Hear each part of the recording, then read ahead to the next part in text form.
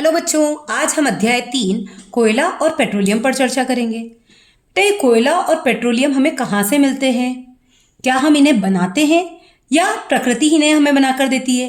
तो चलो आज हम इन सब पर चर्चा करेंगे। जैसे कि प्रकृति ने हमें बहुत सारी चीज़ें दी है, मिट्टी, हवा, पानी, सूर्य का प्रकाश, वैसे ही कोयला और पेट्रोलियम भी हमें प्रकृति ने ही दिए हैं। कैसे? तो जो कोयला है ये 300 मिलियन वर्ष पूर्व जो पेड़ पौधे, वनस्पति, जीव जंतु ये सब हमारे मिट्टी में दब गए थे और उनके ऊपर मिट्टी आती गई, उससे वे संपीड़ित हो गए और उनका ताप और दाब बढ़ गया, उससे वो कोयले में परिवर्तित हो गए। और पेट्रोलियम जो है वो हमें कैसे मिला? समुद्र में जो जीव जंतु, पेड़ पौधे रहते हैं वो जब सड़ गल के मर जाते हैं और नीचे दबते जाते हैं तो वो काफ़ी सालों के बाद, मतलब लाखों वर्षों के बाद पेट्रोलियम में बदल जाते हैं।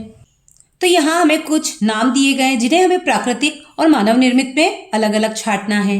जैसे कि मोमबत्ती ये मनुष्य बनाता है तो ये मानव निर्मित में आ जाएगी। सूर्य का प्रकाश हमें प्रकृति देती है, ये हम बना नहीं सकते तो ये प्राकृतिक में आ जाएगा। ऐसे ही ट्यूबलाइट हमने बनाई है, टॉर्च हमने बनाई है, लालटेन हमने बनाई है, और कोयला, पेट्रोल और डीजल ये हमें प्रकृति ने दिया है। तो ये प्राकृतिक और मानव निर्मित साधनों को हम अलग अलग कर सकते हैं।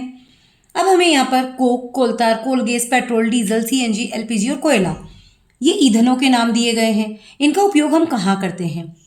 तो देखिए, कोक का उपयोग हम इस्पात उद्योग में करते हैं। कोलतार का उपयोग हम छत निर्माण की सामग्री, पेंट, सुगंध या प्लास्टिक बनाने में करते हैं। कोल गैस का उपयोग घरेलू और औद्योगिक उपयोग में किया जाता है। पेट्रोल का उपयोग वाहनों में, मतलब कार, स्कूटर, बाइक ऐसे किसी भी गाड़ी में किया जाता है।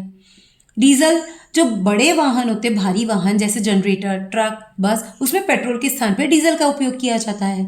सीएनजी इसका भी उपयोग वाहनों में किया जाता है, हमारी कार वगैरह चलती है सीएनजी गैस से।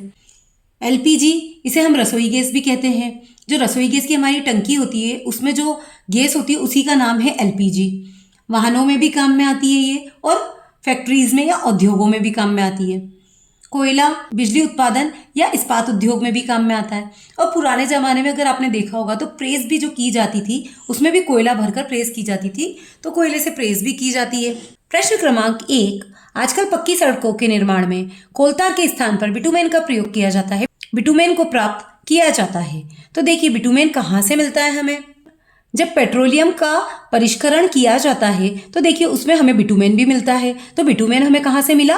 पेट्रोलियम से। तो इसका सही जवाब होगा पेट्रोलियम। प्रश्न क्रमांक 2, निम्नलिखित तालिका में जीवाश्म ईंधन के संगठक तथा उनके उपयोग दिए गए हैं। संगठकों के नाम: द्रवित पेट्रोलियम गैस, उसका उपयोग काय में होता है? घरों व उद्योगों में ईंधन के रूप में। अब हमें दिया है नेफ्थलीन की गोलियां बनाना। तो देखिए, नेफ्थलीन की गोलियां कैसे बनाई जाती है? कोलतार से। तो इसका आंसर होना चाहिए कोलतार। फिर पैराफिन मोम, इसका उपयोग है मोमबत्ती और वैसलीन बनाने में। अब हमें दिया गया जेट वायुयान के लिए ईंधन। तो देखिए, जेट वायुयान के लिए ईंधन कौन सा है? मिट्टी का तेल। तो इसका आंसर होना चाहिए मिट्टी का तेल। तो ये कोलतार और मिट्टी का तेल हमारे आंसर है, इसका मतलब हमारा आंसर सी है। प्रश्न क्रमांक 3, प्रकृति में जीवाश्म ईंधन सीमित है, अति आवश्यक होने पर ही हमें इसका उपयोग करना चाहिए। इनका उपयोग कम करने पर हमें क्या लाभ होगा? तो देखिए, जो जीवाश्म ईंधन है वो हमने देखा कि इतने सालों के बाद बनते हैं, तो मतलब वो सीमित है। तो हमें उनका उपयोग कम करने से एक तो पर्यावरण बेहतर बनेगा और विश्व में उष्णन का खतरा कम होगा। इसका आंसर ए होगा। प्रश्न क्रमांक 4, एक जागरूक नागरिक के रूप में आप डीजल पेट्रोल को बचाने हेतु तो क्या उपाय करेंगे? तो देखिए, हम क्या करेंगे? गाड़ी समान और मध्यम गति से चलाएंगे जिससे कि कम खर्च हो पेट्रोल और डीजल। प्रश्न क्रमांक 5, नीचे दिया गया चित्र पेट्रोलियम और प्राकृतिक गैस के भंडारों को दर्शा रहा है। ये देखिए, हमें चित्र दिया गया है जो हमें पेट्रोलियम और प्राकृतिक गैसों के भंडारों को दिखा रहा है। अब हमसे प्रश्न पूछा गया है, चित्र में पेट्रोलियम, तेल और गैस की परत जल की परत के ऊपर क्यों है? देखिए, ये जल की परत है, ये तेल की और ये गैस की। तो ये ऊपर है, जल नीचे है। ऐसा क्यों है? क्योंकि तेल और गैस जो होते हैं वो जल से हल्के होते हैं। जो चीज़ हल्की होगी वो ऊपर आ जाएगी, जो भारी होगी वो नीचे चली जाएगी। तो जल जो है वो भारी है इसलिए वो नीचे है, तेल और गैस हल्का होने के कारण ऊपर है। प्रश्न क्रमांक 2, दिए गए शब्दों में से चुनकर रिक्त स्थानों की पूर्ति कीजिए। हमें यहाँ पर शब्द क्या क्या दिए गए हैं? जीवाश्म, कोयला गैस, कार्बन डाइऑक्साइड, परिष्करण, सीएनजी और ऑक्सीजन। तो पहला प्रश्न है, आजकल वाहनों में पेट्रोल के स्थान पर उपयोग अधिक किया जा रहा है क्योंकि ये वायुमंडल को कम प्रदूषित करते हैं। तो आजकल पेट्रोल के स्थान पर सीएनजी का उपयोग हो रहा है क्योंकि सीएनजी जो है वो प्रदूषण रहित गैस है और इससे प्रदूषण नहीं हो रहा है, कम हो रहा है। प्रश्न क्रमांक 2, कोयला और पेट्रोलियम ईंधन के उदाहरण है। तो अभी हमने देखा था कि कोयला और पेट्रोलियम हमें जीव जंतुओं से उनके बनने सड़ने से प्राप्त हुए, तो ये जीवाश्म ईंधन के उदाहरण कहलाते हैं। प्रश्न क्रमांक 3, पेट्रोलियम के विभिन्न संगठकों को पृथक करने का प्रक्रम क्या कहलाता है? तो हमने देखा था ना, तो पेट्रोलियम के जो विभिन्न संगठक होते हैं उनको अलग करने का जो प्रक्रम होता है उसको कहते हैं परिष्करण। तो इसका आंसर होगा परिष्करण। प्रश्न क्रमांक 4, कोयले से कोक प्राप्त करने के प्रक्रम में कोलतार और डैश प्राप्त होते हैं। तो इसमें हमें कोयला गैस प्राप्त होती है। प्रश्न क्रमांक 5, कोयला जलने पर मुख्य रूप से कौन सी गैस उत्पन्न करता है? तो कोई भी चीज जलेगी तो जलने पर वो कार्बन डाइऑक्साइड उत्पन्न करेगी। तो कोयला जलने पर कार्बन डाइऑक्साइड गैस उत्पन्न करता है।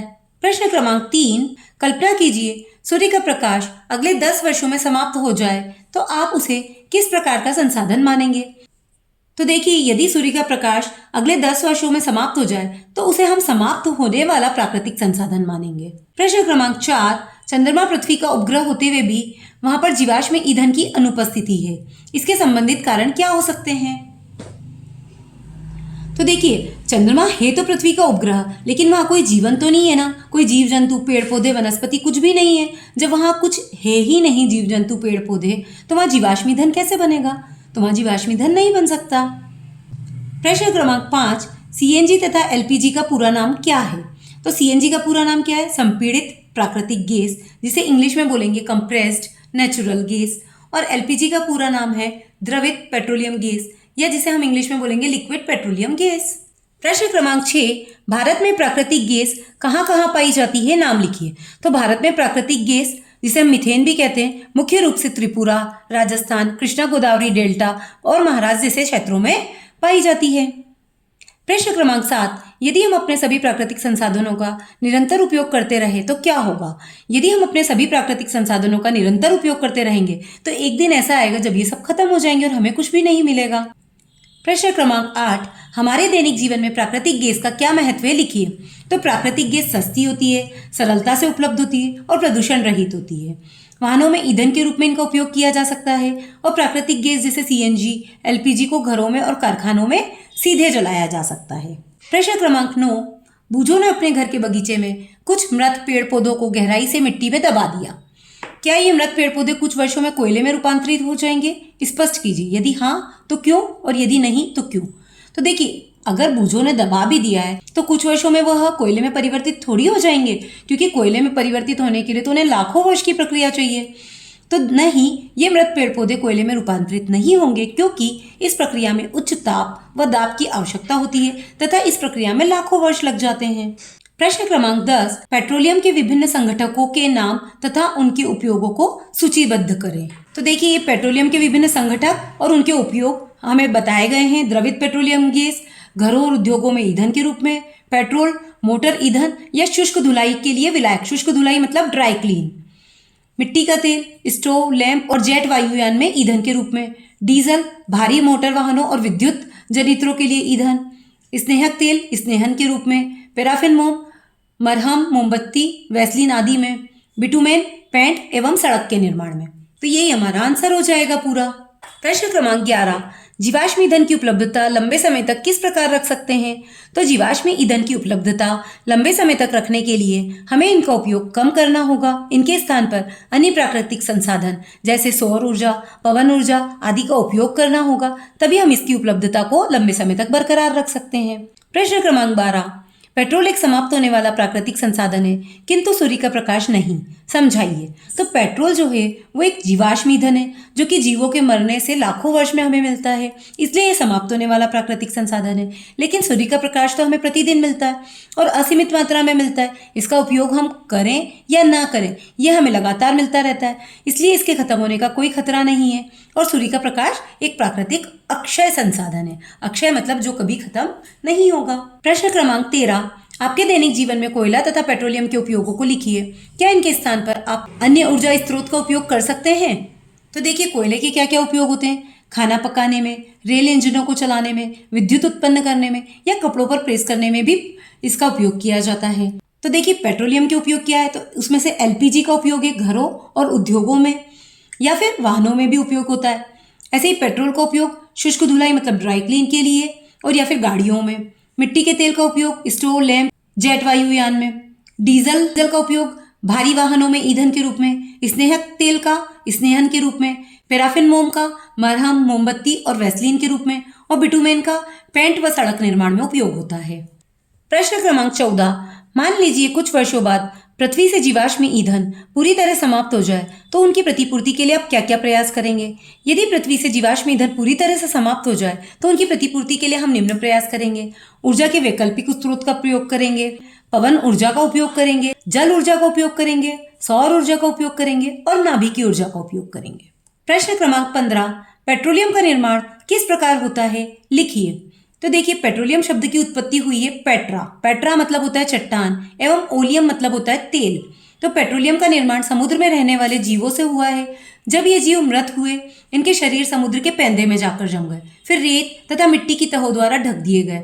लाखों वर्षों में वायु की अनुपस्थिति, उच्च ताप और दाब ने मृत जीवों को पेट्रोलियम और प्राकृतिक गैस में परिवर्तित कर दिया। प्रोजेक्ट क्रमांक 1, अपने घर के जनवरी से दिसंबर माह तक के बिजली के बिल को एकत्र कीजिए तथा दी गई तालिका को पूर्ण कर नीचे दिए गए प्रश्नों के उत्तर लिखिए। तो देखिए, यहाँ पर हमने जनवरी फरवरी से लेकर दिसंबर तक के माह का नाम लिख लिया है और बिल में से देखकर कितनी ऊर्जा की खपत हुई थी और कितनी व्यय राशि है, दोनों को हमने लिख लिया है। अब हमारे किन किन माह में बिजली की बिल की राशि कम आई? तो हमारे देखो, सितंबर महीने में सबसे कम आई है 218 यूनिट, फिर जनवरी महीने में भी 223 आई है और अगस्त महीने में 222 आई है। तो ये हमारी इन 3 महीनों में बिजली के बिल की राशि कम आई है। किन माह में बिजली का व्यय अधिक हुआ है? तो देखिए, हमारे ये अप्रैल, मई और जून, ये तीनों महीनों में बिजली का व्यय ज़्यादा हुआ है। इसमें 252, 264 और 270 है। तो ये हमारे जून, अप्रैल और मई माह आ जाएंगे। प्रश्न क्रमांक 3, बिजली बिल जिन माह में अधिक आया उसका क्या कारण है? तो देखिए, बिजली का बिल अधिक किस माह में आया था? अप्रैल, मई और जून। तो उसमें गर्मी थी, तो उन महीनों में गर्मी थी और गर्मी में हम कूलर, पंखे, एसी ये सभी चलाते हैं, इसलिए हमारा बिजली का बिल अधिक आया। प्रश्न क्रमांक 4, बिजली की खपत कम करने के लिए आप क्या क्या प्रयास कर सकते हैं?